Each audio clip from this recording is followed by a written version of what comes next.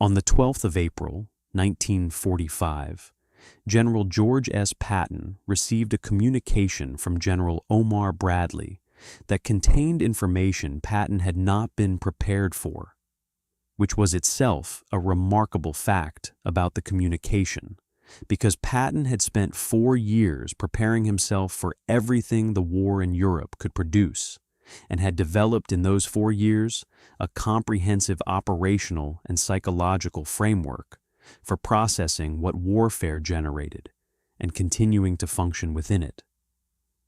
Bradley told him that the Third Army's advance through central Germany had brought American forces into contact with something that the operational categories of the campaign did not have adequate language for.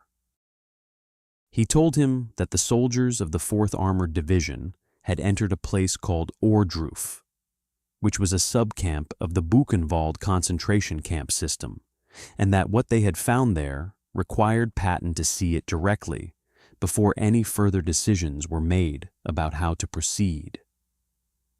Patton drove to Ohrdruf the following morning. He had received briefings. His intelligence staff had given him what information was available about the camp system that American forces were beginning to encounter as they moved through Germany, and Patton had read those briefings with the focused attention he gave to all operational intelligence, and had processed them within the framework that his training and his experience had given him for processing information about things he had not yet seen directly. The briefings had been accurate as far as they went. They had not gone far enough. No briefing could have gone far enough, because the thing that Patton encountered when he arrived at Ohrdruf on the morning of April 13th was not a thing that language, at the level of operational intelligence briefings, had yet developed the capacity to describe. He arrived with Bradley and with General Eisenhower, who had also come.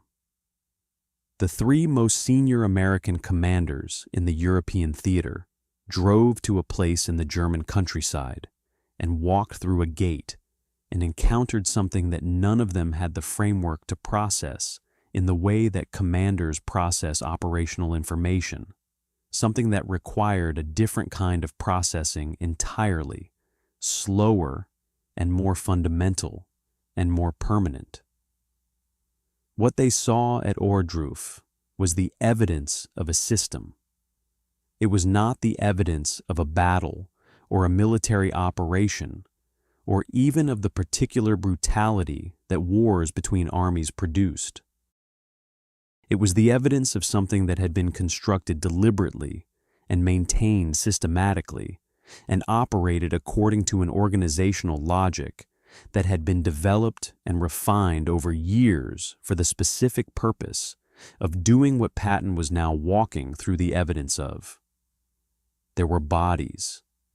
They were the bodies of men who had been worked and starved until working and starving them further was no longer productive, and who had then been killed in the ways that the system had developed for killing people it had finished with. They were stacked in the way that things are stacked when the people doing the stacking have been doing it long enough that it has become a procedure. There were piles of personal belongings sorted by category with the organizational precision of a system that had learned over years how to process the possessions of the people it was killing with maximum efficiency. There were survivors. They were the people who had been in the camp when the SS guards had fled before the American advance, and who had survived the final days of the camp's operation, and who were now present in the camp that had held them as the American commanders walked through it. Their physical condition was the physical condition of people who had been subjected to the system for an extended period, and Patton, who had seen what 4 years of warfare produced in human bodies, said later that he was not prepared for what the system had produced in the bodies of the people standing before him, that it was a different order of physical destruction than anything warfare had shown him. a destruction that was not the product of violence in the conventional sense, but of something more deliberate and more sustained and more total. Patton stopped walking at a certain point and stood still. His aide, who was present, said that he stood still for perhaps 2 minutes, and that during those 2 minutes his expression underwent a change that the aide struggled to describe in the account he gave later. He said that Patton's face, which he had observed closely for years and which he understood as a face that had been trained by decades of professional military service to maintain the controlled composure that command required, lost something during those 2 minutes that he had never seen it lose before. He said it was not that Patton wept, though he did, briefly, and turned away when he did so. He said it was something that happened before the weeping and was more fundamental than the weeping. He said it was as though the framework that Patton had spent 35 years constructing for processing what the world produced encountered something that the framework had not been built to process, and that the encounter was visible in his face as the framework attempted to expand to contain what it was being asked to contain. Eisenhower walked through Ohrdruf that morning with the expression of a man who had decided that seeing everything directly and completely was an obligation he owed to something larger than his own comfort. And he saw everything directly and completely, and when he emerged from the camp, he issued instructions that would shape how the American military and the American public encountered what was being found in Germany in the weeks that followed. He ordered that press correspondents and members of Congress be brought to the camps immediately. He ordered that German civilians from the surrounding communities be compelled to walk through the camps and see what had been done in their vicinity. He ordered that the documentation of what the camps contained be conducted with the completeness and the precision that the historical record would require. Patton seconded every one of these orders and added his own. He directed that the German civilians from the town of Ohrdruf be brought to the camp the following day, and he was present when they came. He watched them walk through the gate and encounter what was inside it, and he watched their faces as they encountered it, and what he saw in their faces as they walked through the evidence of what had been done in a camp that existed within walking distance of the community they lived in was something he wrote about afterward with a precision and a fury that his writing did not always achieve. He wrote to his wife Beatrice that evening. The letter he wrote has been preserved and has been read by historians and by people who study Patton and by people who study the liberation of the camps, and it is unlike the other letters he wrote to Beatrice during the campaign in a way that everyone who reads it notices. The letters he wrote during the campaign were the letters of a man reporting on the activities of his army and his own movements through it, written with the particular voice of someone who has learned to communicate the substance of an extraordinary life in the register of the personal and the immediate. The letter he wrote on the evening of April 13th was written in a different register. It was written by a man who was attempting to describe something that his vocabulary was inadequate for, and who was not pretending that his vocabulary was adequate for it. He wrote that he had seen many things in his life and in his career that he had believed represented the outer limits of what human beings were capable of doing to one another. He wrote that he had been wrong about this. He wrote that what he had seen that morning at Ohrdruf was beyond the outer limits he had previously understood to exist, not because of the scale, though the scale was beyond anything he had seen, but because of the deliberateness. He wrote that warfare, at its worst, produced death and destruction as the byproduct of organized violence between armed forces, and that within that framework there was a logic he understood completely, a logic he had spent his entire career studying and executing, and that however terrible its products were, they were the products of a comprehensible human activity. What he had seen that morning was not the product of a comprehensible human activity.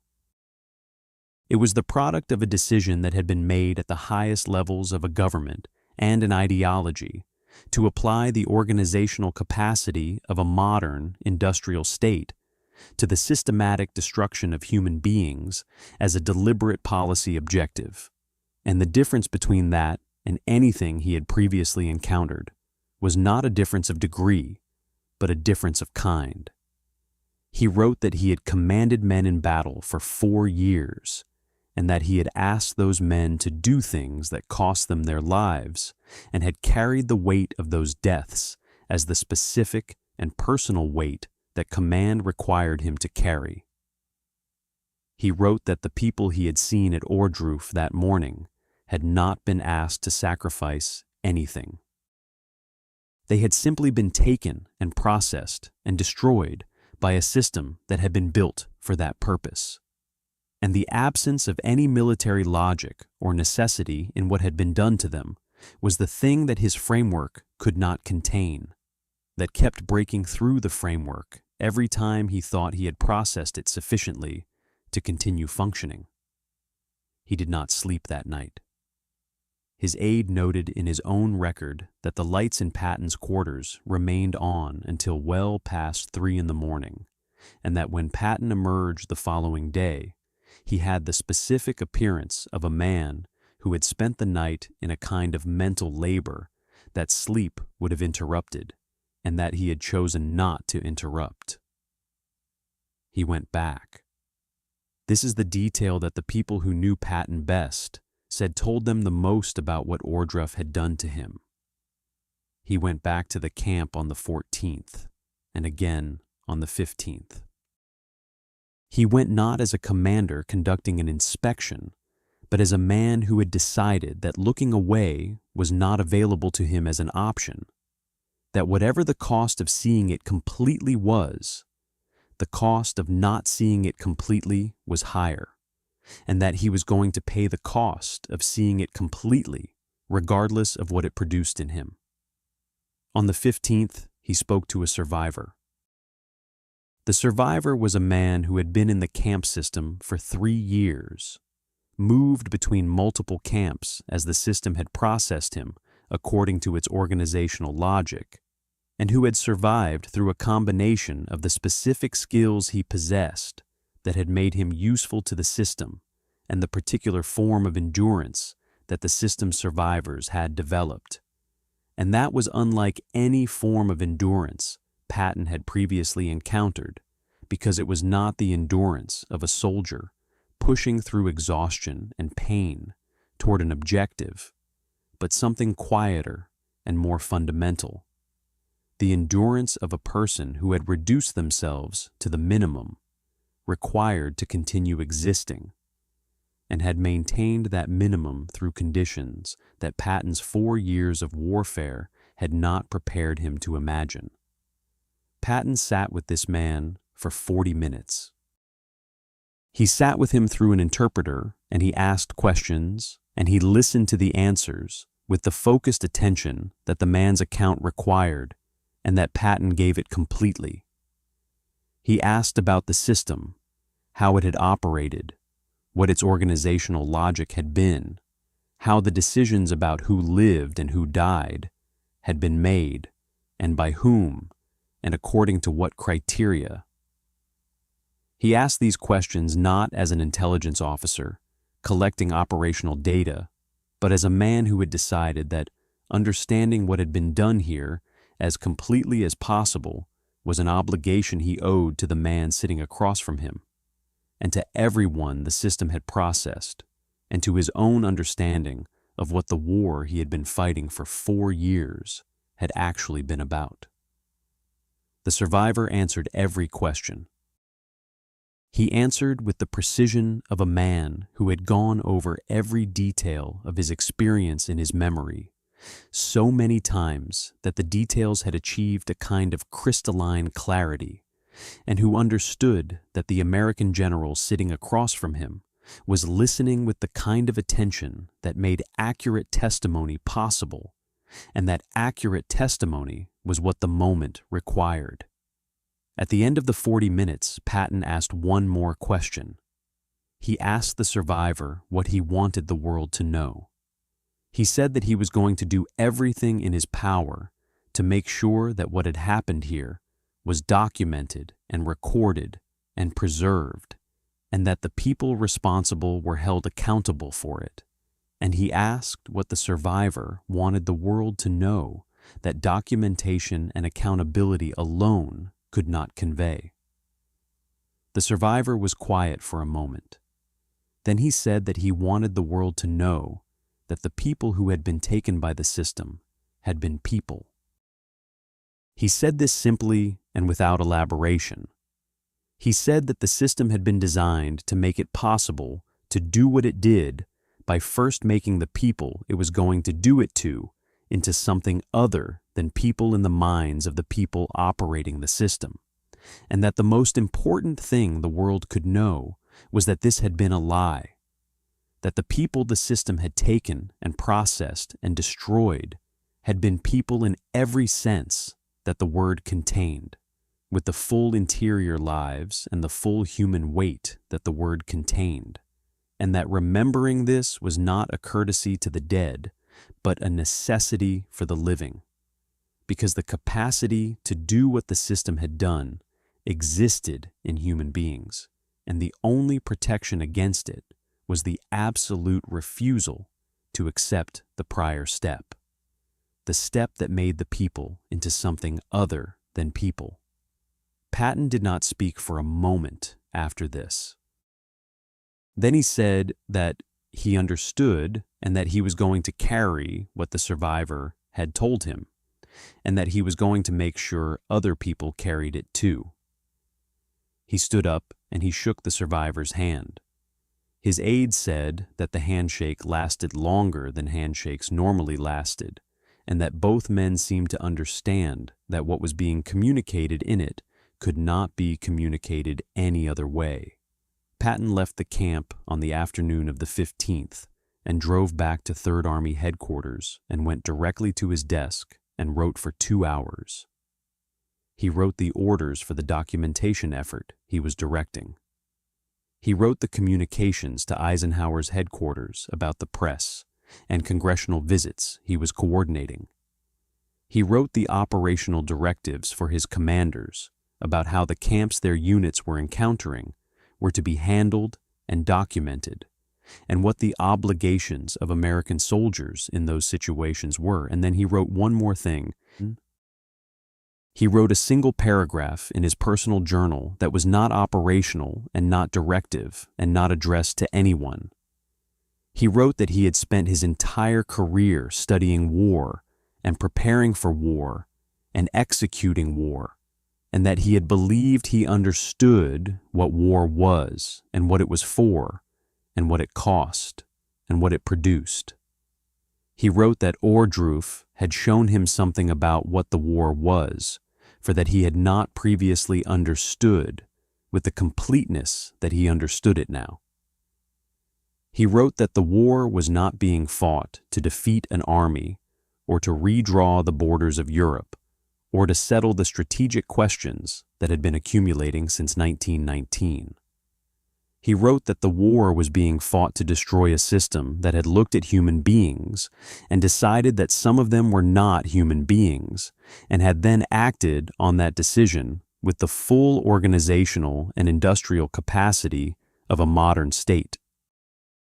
He wrote that he had not understood this completely until he walked through the gate at Ohrdruf, and that he was glad he had walked through it, regardless of what it had cost him to do so, because understanding it completely was the only basis on which everything else he was doing had any meaning. He wrote that he was going to finish the war with this understanding, and that he was never going to lose it. He never did. When the war ended and the victory was celebrated, and the armies began the process of demobilization, and the world attempted to return to the ordinary business of existing. Patton carried what he had seen at Ohrdruf with the specific and permanent weight of something that had changed the framework rather than simply adding to it. People who knew him in the months after the war said that he was different in ways that were difficult to articulate precisely, but that were visible in how he talked about what the war had been and what it had cost and what it had meant. He died in December 1945, 8 months after walking through the gate at Ohrdruf. He had told his aide, in the weeks before his death, that the thing he was most certain of in everything he had done and seen and understood in his life was the thing the survivor had told him in the camp, that the people had been people, that this was not a small thing or a simple thing or a thing that could be assumed and therefore did not need to be stated, that it was the most important thing, that everything else, every question of strategy and command and honor and duty and the proper conduct of war and the proper conduct of peace, everything else rested on that foundation, and that the foundation required active maintenance, required people to choose it and state it and defend it in every generation, because the alternative to maintaining it was not neutrality, but the thing he had walked through the gate at Ohrdruf and seen. He said he hoped people would remember this. He said he hoped people would remember this long after they had forgotten his name.